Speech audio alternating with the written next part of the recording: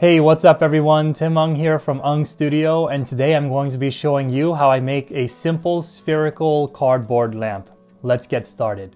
What inspired this spherical cardboard lamp project is Glowforge's original Kickstarter campaign where they showcased a variety of products that they made using their laser cutter. I'm a proud owner of a Glowforge laser cutter myself, and if you are planning to buy one, you can use the link below in the show notes where you can get a discount on your Glowforge. In terms of how it inspired this project, they had this one spherical cardboard lamp that was showcased throughout their video, and it was this gigantic lamp that was beautiful in its design, and it kind of resembled Earth. It was just astounding to see how they took this laser cutter and this simple material and created something out of it that was beautiful. After I got my Glowforge, one of the products I really wanted to make was a very simple spherical cardboard lamp, which I'll be showing you how to make today. If you haven't seen my previous cardboard lamp video, I highly recommend you make your way over there and you check that one out before you watch this one, because I actually go over the tools and materials in a little more detail there. Getting into the tools and materials that I'll be using to make this spherical cardboard lamp, I'll talk about the primary things that I'll be using to create it. The first thing is the laser cutter that I went over in the beginning. I use a Glowforge, and it's one that I recommend to everybody, like I said earlier. The next thing that I'll be using is this light here. It's one that I got from Amazon for a pretty decent price. I'll also be using this squirt bottle with some wood glue in it. This is a very important thing to have for making any of these cardboard lights. The next thing I'll be using to make this spherical cardboard lamp project are these dissection pins. In the first episode, I called them push pins. They're actually called dissection pins, and these work very nicely with the cardboard lamp projects because they're thin enough for this long part of it to fit within the registration marks that come with the laser cut pieces, and they just help you align them as you're stacking them vertically. So that's how I use these pins. And then the most important material for this project is a stack of cardboard. So I usually buy a large stack of cardboard like this from Amazon, and I would buy it in twice the size that I need just so that I can cut them in half and have a larger stack to use for all of my projects. That's all of the primary tools and materials that I'll be using for this spherical lamp project. I'll be linking them along with all of the other materials and tools that I use and went over in the Helix lamp video in the show notes below, so you can find everything down there. Now, moving into the design of this spherical cardboard lamp, I like to start with a simple hand sketch just to get an idea of the dimensions that I'll be using when I create a 3D model of it. And then I'll take that 3D model and then turn it into the laser cutting files that I need for this particular project. So in terms of my simple hand sketch, what I'm showing here is a sphere that's 10 inches in diameter. And what I'll do is I'll cut the bottom 2 inches of it off, which gives me 8 inches in its height by 10 inches in its diameter. And what that'll help me do is it'll help me retain that curve of the sphere and go about 3 inches below so that that curve can continue and start to close off the bottom of the pendant light. And then that'll give us a nice sized opening for light to come out of the bottom. And what you're seeing up here is actually the cord of the light, which would hang from the ceiling. Now, if you're thinking of making a pendant light like this and you're good with electrical work at home, you can actually make this out of some electrical wiring so that you can hardwire it to your house. For the product that I'm making today, I'll just be using a simple switch light so that I can turn the switch on and off. So that's my design for this spherical cardboard light project. Next, we're going to move into the 3D modeling part of it. So for this spherical cardboard lamp project, I decided to model it in a different software than the Helix lamp video. I decided to use a 3D modeling software that's very popular among designers and architects called Rhinoceros. Rhinoceros is very good for modeling any complex 3D forms, and I personally like using it because it can export so many different kinds of models that you can then import into other software. The two file types that I need in order to get it into Autodesk Slicer to make all of the different layers for creating this spherical cardboard lamp is either an STL file or an OBJ file type, and this software can do those two among many others. So let me just show you a little bit of what the model looks like and just describe how I made this model. So what you're seeing here is the final form of the spherical light. The way that I created it was I started with a 10-inch diameter sphere and I chopped off the bottom 2 inches. That created an opening for light to come out when this is hanging on a ceiling. And then I chopped off the top area here just to make an opening for the electrical socket. That'll be where the base of the light sits, and then the cord would then go up and out and it would hang off of the ceiling. The other thing that I did was I offset the exterior surface of this spherical light by about 5/8 of an inch. That'll be the thickness of the cardboard so that we can stack them up together.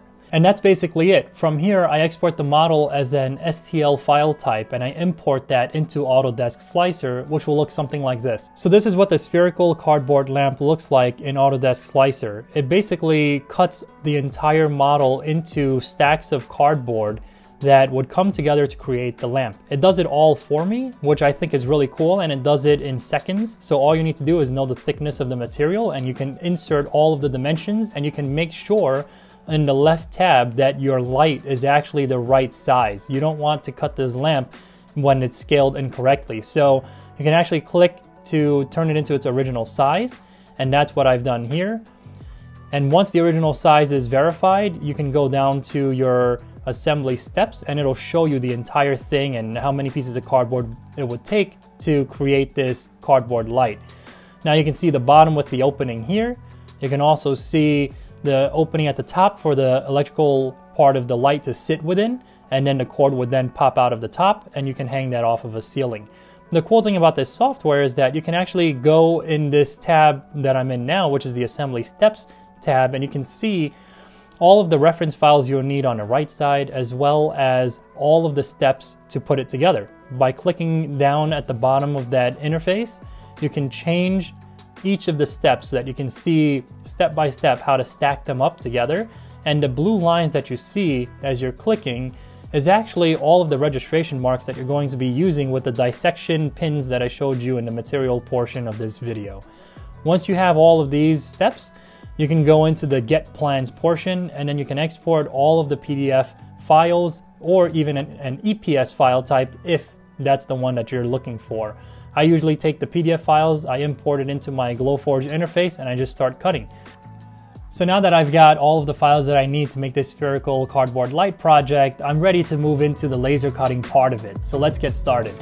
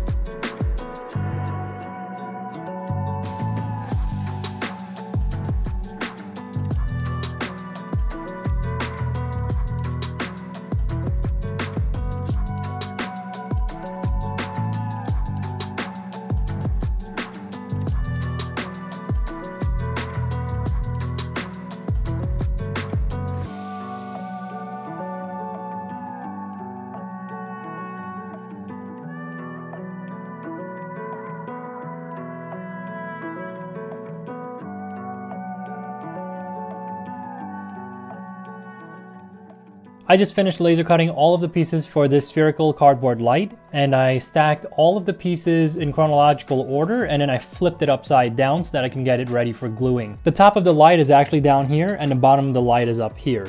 And the way that I'm going to be organizing it as I'm assembling it is taking the top piece off, flipping it over, applying some wood glue, using these dissection pins just to help me align all of the pieces using the registration marks that came with the laser cut file, putting it in there and aligning the next piece and just gluing all the way up until I'm done. Once the glue is dry, the product will pretty much be done, and then I'll just insert the light bulb and the light fixture and then hang it off of the ceiling, and I'll show you guys what it looks like. So let's get started with the assembly.